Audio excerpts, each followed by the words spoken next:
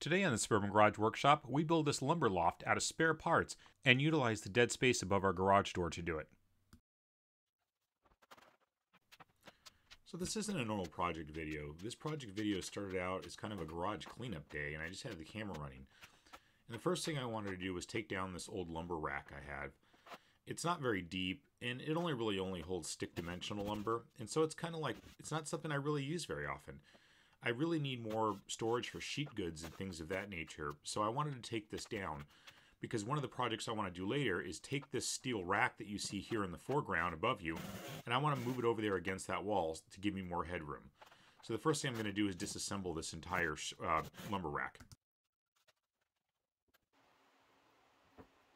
As part of that garage cleanup, I kind of wanted to get the dust off of everything. So here I've actually got my ceiling mounted air filter running, and I'm using basically a shop blower to kind of blow all the dust off my French cleats and kind of blow all the dust off the equipment. I am wearing a mask only because, you know, when you first do this, you're putting a lot of dust into the air.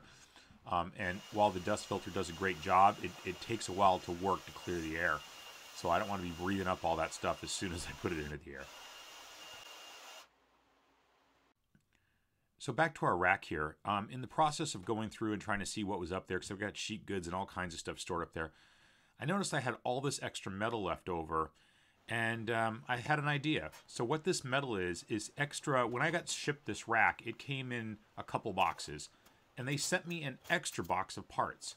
So they sent me extra side rails and extra brackets that go on the ceiling and the extra pieces that hang down from the ceiling. But what I didn't get was any of the extra decking or any of the short rails that go between the long rails. So I just kept it because if I called them, they said, don't ship it back. It'll cost too much to ship it back. Just keep it or throw it away. I'm not going to throw anything away, so I kept all this metal, figuring I'd do something with it one day. Well, today's that day. So to help you visualize what we're going to build here in these next few steps, I'm going to build basically two 4-foot by 8-foot lumber lofts. And this is going to basically exist within the dead space of above my garage door opener. This is unused space. It's pretty narrow, so it's only going to be about, I don't know, 16 to 18 inches tall. But it's perfect for sheet goods or anything else long that I kind of want out of the way. It's also good for storing, rigid foam insulation for using your track saw on. So let's get to it. Okay, what I'm going to do is basically pull out the long pieces that make up the side rails, and they come as two pieces that are bolted together. This is kind of like a C-channel. But what I want to do is measure the inside of that C-channel, because what I need to do is basically create my own side channels, or the short channels are going to go between the wall and this C-channel. And to make this, instead of going out and buying 2x4s, I still have a lot of scrap and leftover 3/4 inch red oak faced plywood that we used to build our laundry room cabinets. So I'm going to rip those down into, I think it's 2 7/8 inches is the width inside this C-channel. I'm going to rip those pieces down to that width, and then I'm going to laminate these together and basically build all the side rails that I need. Next, I'm going to move over to my miter station, and I need to cut all these boards down to basically the same length. So here what I'm doing is getting it all set up. I've got a stop block at the very end there that's going to basically allow me to cut these all down to 48 inches. And so I'm just going to go ahead and take all these pieces and cut them down, and then we'll move on to the next step. So here I'm going to move over to my assembly table. And for each rack, we need 3 sets of doubled up of these rails I'm building.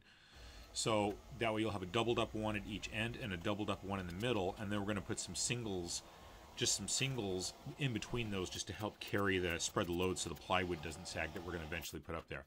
So in this case, what I'm doing is I'm spreading a thin layer of glue between each of the pieces, sandwiching those pieces together, putting some clamps on it to hold it down, and then I'm going to come in and drive some pin nails in. And the pin nails are really to hold it in place so the glue to dry and to keep anything from shifting while it's drying after I take the clamps off. So that's what we're going to do here.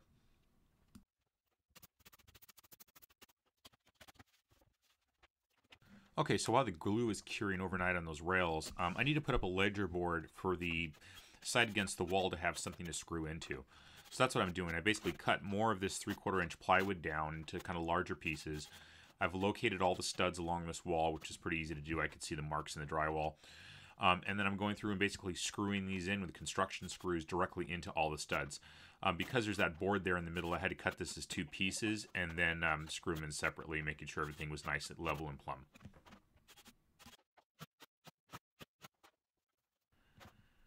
Okay, so we're back. This is day 2. I had to run to the hardware store and actually get a few things. Everything else I've been building here has just been with extra parts or scrap or cutoffs or whatever I had laying around.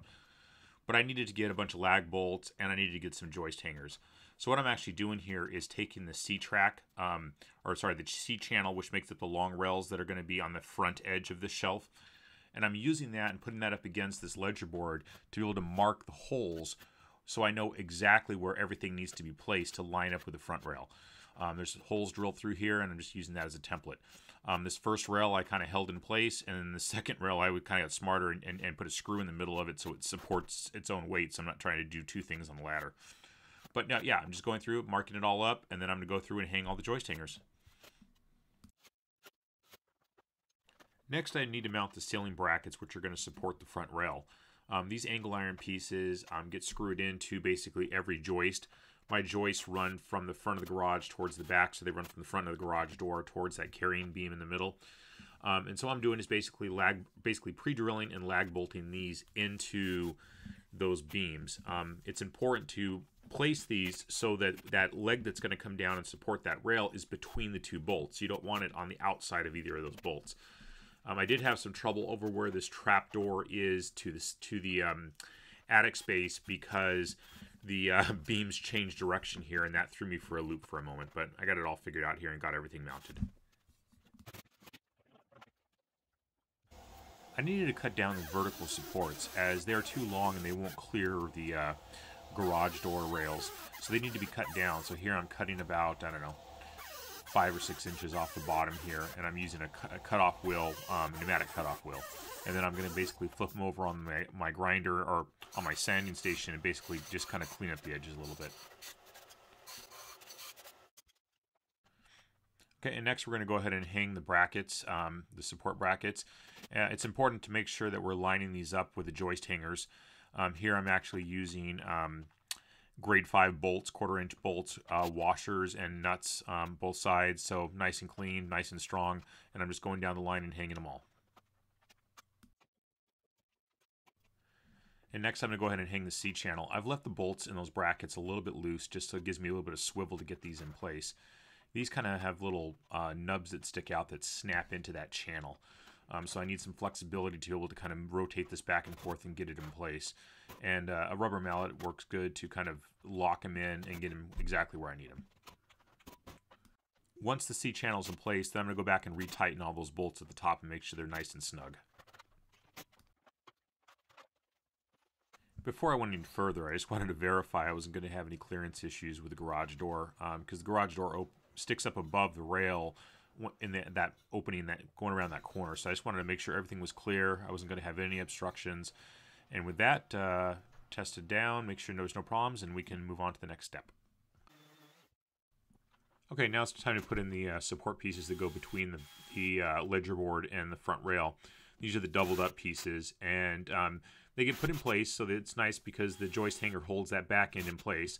The front end gets snapped in, and then what I'm going to do is basically come through with 1/4 inch, 1.5 inch lag bolts and washers, and I'm going to put 2 in each side and 1 through the front, and that will lock that corner in place. It also locks that C-channel in place so that C-channel, if bumped, can't pop out of those hangers. So I'm just going to basically go down the line and kind of do this first one, and then we'll move on to the pieces that go between the main supports. The single pieces that are basically go in between the main supports are just there to keep the plywood from sagging. They're not really as structural as the other ones are. And they don't make joist hangers that are 3/4 inch wide that I could find anyway. So in this case, I'm just going to use some pocket hole screws so I can actually screw the ends of these into the ledger board. The front will be supported in the C-channel by screws through the actual C-channel. So here I'm actually drilling those holes and cleaning everything up.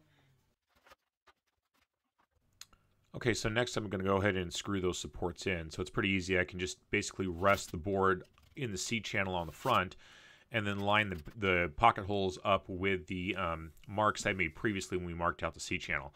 So I'll go through and install both of these, and then as soon as we're done with that, I'll move towards the front here and screw it in through the front with some cabinet screws that have got a nice wide head on them so they won't pull through those holes. I don't want to use lag bolts here because this is only 3/4 inch material, and I'm afraid that if I try to screw something, put a bolt that thick in there, I'm going to split this board in half, so I'm just using some screws here, which are more than adequate. And finally, I'm going to go ahead and put some construction screws in through the joist hangers to secure everything in place. And I repeated the exact same steps to build the second rack. And here's a couple pictures from different angles so you can kind of see what the construction looks like. Okay, next I'm going to go ahead and install this 3/8 sheathing. This is plenty thick enough to support anything from falling through between the actual little supports there. And we're going to go ahead and screw it in. I wasn't able to screw it in along the back edge because I just physically can't reach back there. But it's screwed in down the sides, across the front, and it's plenty strong enough it is not going to move. And here I've kind of loaded up this side with all my kind of short boards that are less than 5 feet or less. And on this side, it's kind of hard to see at this angle, but that's all my sheet goods up there. So I'll flip the angle here. And here you can see all my sheet goods. The sheet goods kind of lay across, and actually the nice thing about this is I can lay them all the way across both racks and bridge that gap if I need to. And over here, as you can see from this better angle, these are all kind of my short boards that can go the other way. So all in all, this was a fairly inexpensive project. I mean, the most expensive thing was just the sheathing to cover it. And it's tripled my storage. Rather than having plywood scraps that are hanging up against a wall, or that little tiny lumber rack, now I've got 16 feet of storage area up there, and it's completely using dead space that normally wasn't used by anything. This worked out so well, I think I'm going to build another one across the small bay here in the garage.